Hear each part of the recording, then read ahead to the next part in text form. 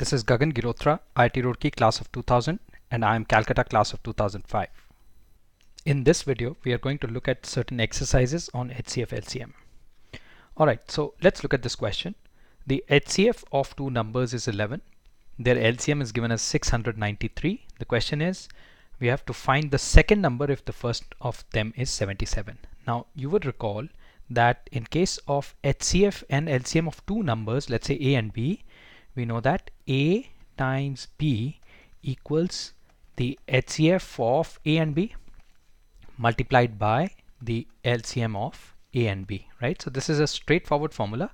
So if the first number is given to us as 77 and the second is to be found, and it's given that their HCF is 11 and their LCM is 693, then the second number is going to be 11 times 693 divided by 77. So 11 times 7 and 7 9 the 63 and again 7 9 the 63. So the second number is 99. Okay, so A times B equals their HCF times their LCM gives us the second number as 99.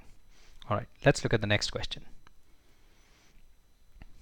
Okay, so in this question it says find the greatest number which on dividing 1657 and 2037 leaves remainders 6 and 5 respectively.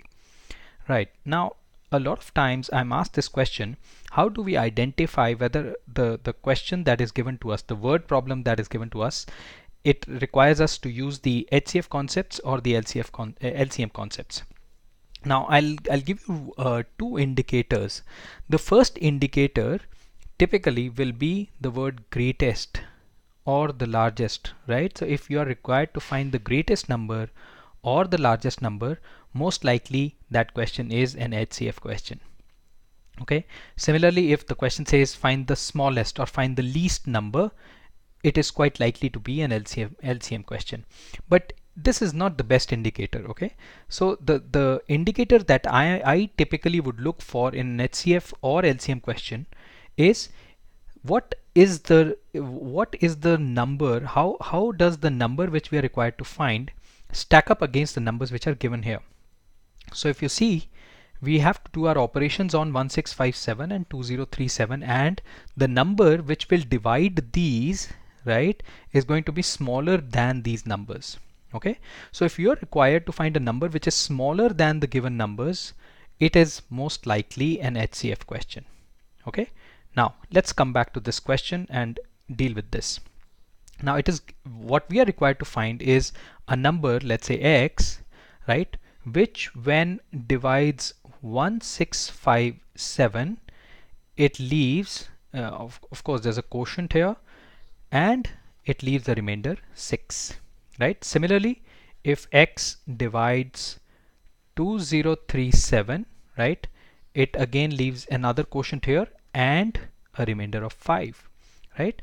Now what does this statement tells me? This statement tells me that this number 1657 when divided by the number I'm trying to find leaves the remainder 6. In other words, this statement is telling me that 1657 minus 6 is completely divisible by x, right? Because if 1657 is going to leave a remainder 6, then 1651 is not going to leave any remainder, right? So basically 1651 is one of the numbers that this number x is completely divisible by, or sorry, the other way around. Okay, now 2037 when divided by x leaves a remainder 5, right? So in other words, 2037 minus 5 is completely divisible by x again, yeah, by the same logic. Okay, so and what we also are given is that the x is the largest such number. It is the largest number which satisfies this and this. Okay, so I mean this whole thing now simplifies to finding x which completely divides 1657 minus 6. So what we're looking for is the HCF of 1657 minus 6, okay, and 2037 minus 5, right? So basically we're looking for HCF of 1651 and 2032. Now to find the HCF, these are two rather large numbers. So instead of trying to factorize, I'm going to just simply use the Euclid's lemma. So I'm going to divide the larger number by the smaller number and keep dividing until I get to my HCF. So I'll do 2032. Let's divide it by 1651. So 1651, we get a remainder of 381. Again divide 1651 by 381 now, right? So I bring this here, and this is almost like close to 400. This is 1600, so times 4, I get 4 here, and then I get 152, right? So I am again left with a remainder of 127 here. I divide 381 again.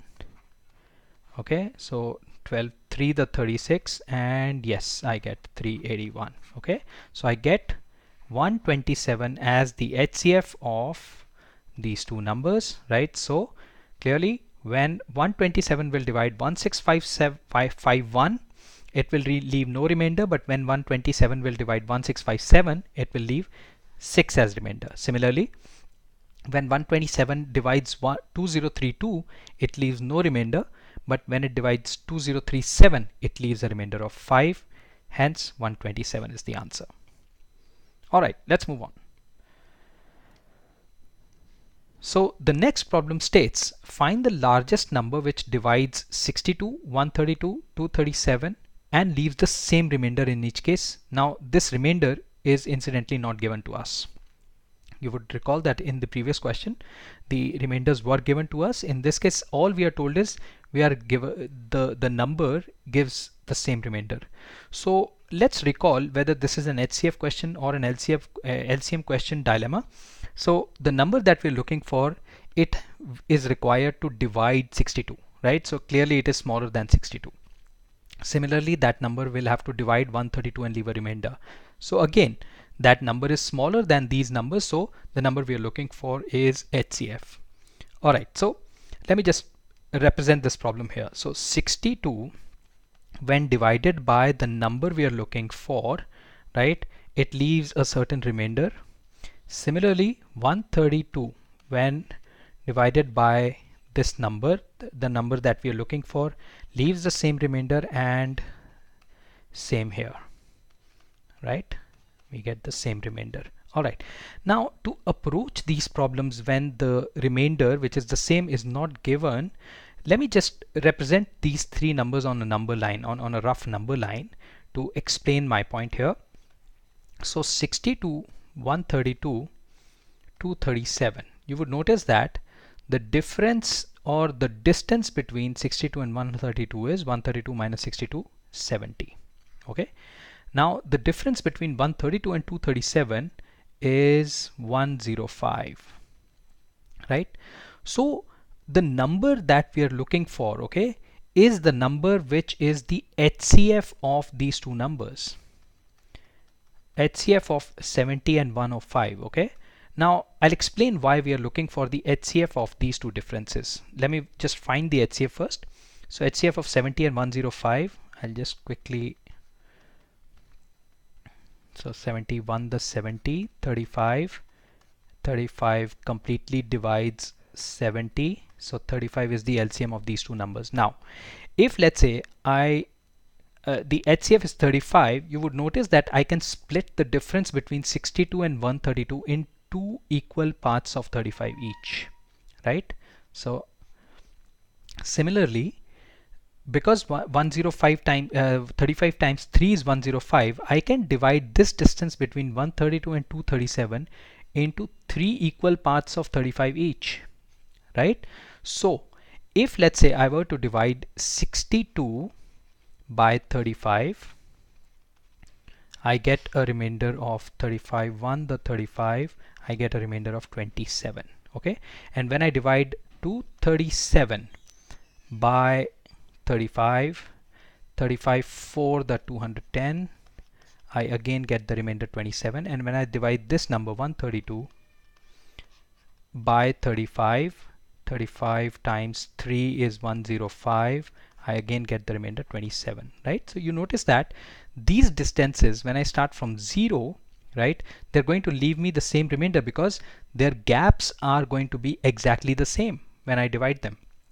To highlight my point, I can also give you another example. What if these three numbers were, instead of 62, it was one more, 63.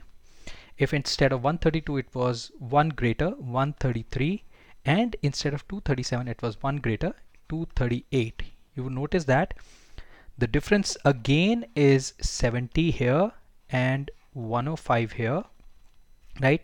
So you notice that 35 will again do the same trick, only this time the remainder is going to be 28, right? So that's why when you need to find the number, the greatest possible number which is going to divide these three numbers and leave the same remainder that we are not given, right?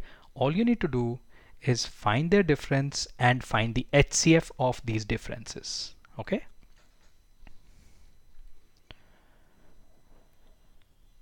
All right.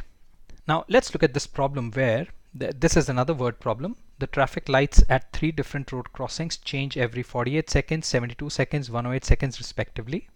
If they all change together at 8:20, when will the next change occur? All right. So what is happening here is, if the traffic light 1, it changes every 48 seconds, right? Then the first change is going to come after 48 seconds. The second change is going to come after 48 times 2 seconds. The third change is going to come after 48 times 3 seconds, and so on, right? Similarly, with the red light, with the traffic light changing after 72 seconds, the first change occurs at 72 seconds. The second occurs at the second multiple of 72, and so on, right? And so is the case with the third one, right? So it changes after 108 seconds, then 108 times 2, and so on, right? So let's say if they were to blink together for the first time at time equals 0 seconds, the number that we are really looking for is the LCM of 48, 72, and 108. Why? Because the LCM is that number where all of them are going to meet again, right? So let's find the LCM of 48, 72, and 108. Now I'm going to prime factorize these three numbers. 48 is 16 3 so 2 to the power 4 times 3. 72 is 8 9 so 2 cube times 3 square, and 108 is 4 times 27, so it's 2 squared times 3 cube. The LCM is going to be the highest power of 2 written here and the highest power of 3 written here. So the LCM is, when I multiply this, is 16 times 27, this is 432. Okay, so basically if all the lights, they've changed together at the same time, then it is 432 seconds after that moment in time they're going to blink again, okay, together. So given that the time is 8:20, right, we need to express this in minutes. So 432 seconds expressed in minutes is 6 7 12 remainder, right? Or in other words, 7 minutes and 12 seconds, right? So if they blinked together at 8:20, then the next time they will blink together, it will be 8 AM or PM, whatever, 20 plus 7, 27, and 12 seconds, right? So this is the time when they are all going to blink together. Now what happens if we want to find out when is the second time they're going to blink together? Yeah, the second time they're going to blink together is going to be 7 minutes 12 seconds times 2, which is 14 minutes and 24 seconds, right? So this is how you can keep finding all the points in time when they're all going to blink together. Thanks for watching the video. You can give your feedback in the comments section below. Please click the like button if you thought the video was helpful. For lesson updates, you may subscribe to my YouTube channel People Plus, or you may read my blogs at peopleprep.com, or you can directly connect to us through our Facebook page @PeoplePlus, or you can email to me at gagan@peopleplus.com. Thank you.